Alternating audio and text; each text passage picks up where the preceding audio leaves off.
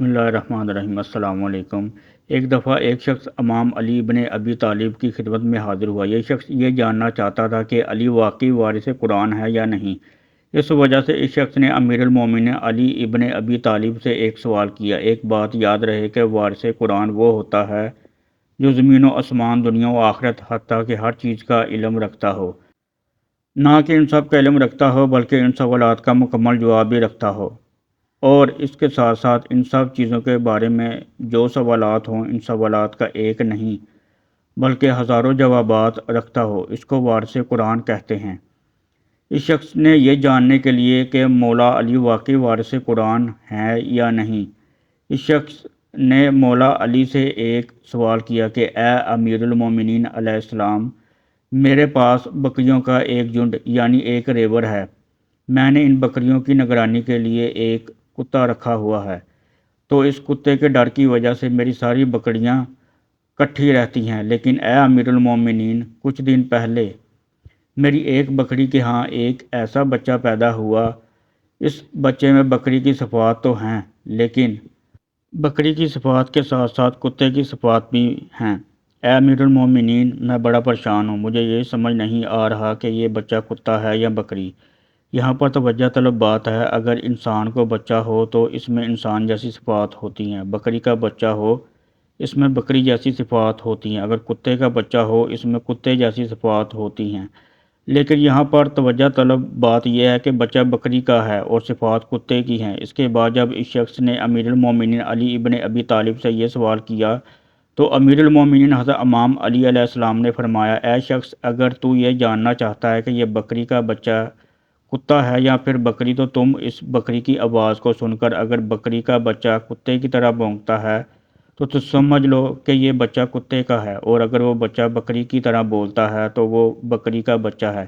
یہ سن کر وہ شخص کہنے لگا کہ اے امیر المومنین، میں یہ پہلے ہی کے دیکھ چکا ہوں کہ کبھی وہ بچہ کتے کی طرح بھونکتا ہے اور کبھی وہ بچہ بکری کی طرح آواز نکالتا ہے۔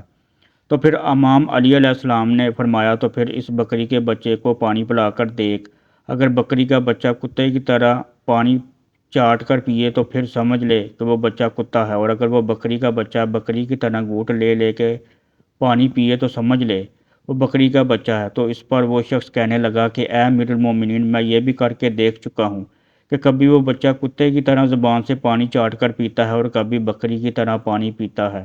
امام علی علیہ السلام نے فرمایا، تو پھر تم ایسے کرو، اس بکری کے بچے کو اپنی بکریوں کے جھنڈ یعنی ریوڑ سے علیحدہ کر لو۔ اگر یہ بکری کا بچہ باقی بکریوں کے ساتھ جھنڈ میں چلتا ہے تو سمجھ لے یہ بکری کا بچہ ہے، اور اگر یہ بکری کا بچہ تیری بکریوں کے کنارے کنارے چلتا ہے تو سمجھ لو کہ یہ کتا۔ یہ سن کر اس شخص نے کہا، اے امیر المومنین، میں یہ بھی کر کے دیکھ چکا ہوں کہ کبھی وہ بچہ بکریوں کی جھنڈ میں چلتا ہے اور کبھی جھنڈ کے کنارے پر۔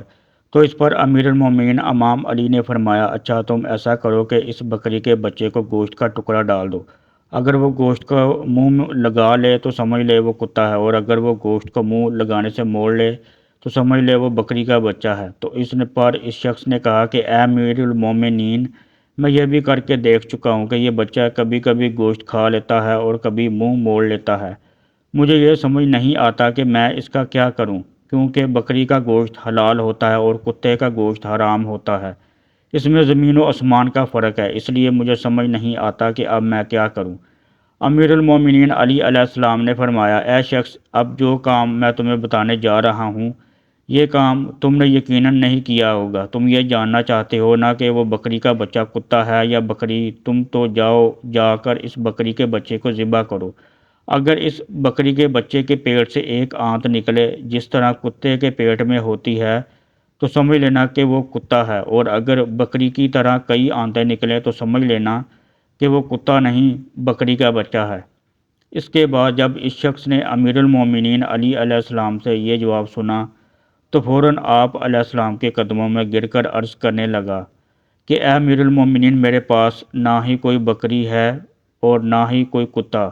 میں آپ علیہ السلام کے جوابات کو اس لیے رد کیے جا رہا تھا کیونکہ میں یہ دیکھنا چاہتا تھا کہ واقعی علی علیہ السلام ان سوالات کے جواب دیں گے جن کو سن کر میری یہ زبان رک جائے، کیونکہ وارث قرآن ہر سوال کا ایک نہ بلکہ ہزاروں جوابات رکھتا ہے۔ میں تو صرف آپ علیہ السلام کا امتحان لینے آیا تھا۔ میں یہ دیکھنا چاہتا تھا کہ آپ وارث قرآن ہیں یا نہیں۔ آپ علیہ السلام نے میرے ان سوالات کا دریا بہا دیا۔ اگر آپ کی جگہ کوئی اور ہوتا تو میرے سوالات کے جوابات کی ذرا بھی جرات نہ کرتا، اور آج مجھے دل سے یقین ہو گیا ہے کہ علی ابن ابی طالب علیہ السلام وارث قرآن ہیں۔ سبحان اللہ۔